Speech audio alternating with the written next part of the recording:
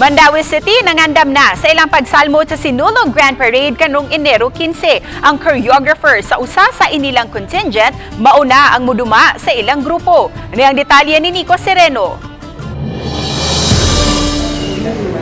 Gitapok o gipakigkitaan sa mga opisyales sa Mandaue kini pipila ka mga kababayin-an nga gikonsidera aron mamahimo nga ilang festival queen. Upat sila nga miatubang kaganiha, pagpaila sa kaugalingon ug pagpakita sa abilidad. Nangita ang syudad ug magsilbi nga lead dancer sa ilang contingent. Human sa pipila ka katuigan, subling musalmot ang dakbayan sa Grand Parade ubos sa sinulog-based category. Formal nga maila ang contingent isip Mandaue City Cultural Dance Troupe. Gikalipay sa syudad ang pagduma sa choreographer nga si Jojin Pascual. Naila kini nga maoy mi-train sa award-winning Sinanduloy Cultural Troupe sa Tangub City. Nakapabutang sa Tangub nga magsigig place during the Sinulog. So, Manager Jojin Pascual is a pure-blooded Mandauehanon, and now ningon jud siya nga it's time for him to give back to the city of Mandaue. I'll be working with us until siguro mapurma gyud nato siya nga ma-create nga dili lang focus sa Sinulog but even other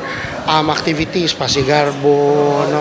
Even our Panagtagbo festivals and all. Kapin 2 milyones pesos ang gilaumang magasto sa contingent alang sa Sinulog 2023. Butang nga hugot na nilang gipangandaman karon. Last year pa nagsige na mig practice gyud, no? So every day naatay practice sa mga bata saya with our dance masters, no? So gitutukan gyud na nato sila because if I'm not mistaken, the last time we joined Sinulog was 2011. Bani Godfrey Relien, Nico Sereno, Balitang Bisdak.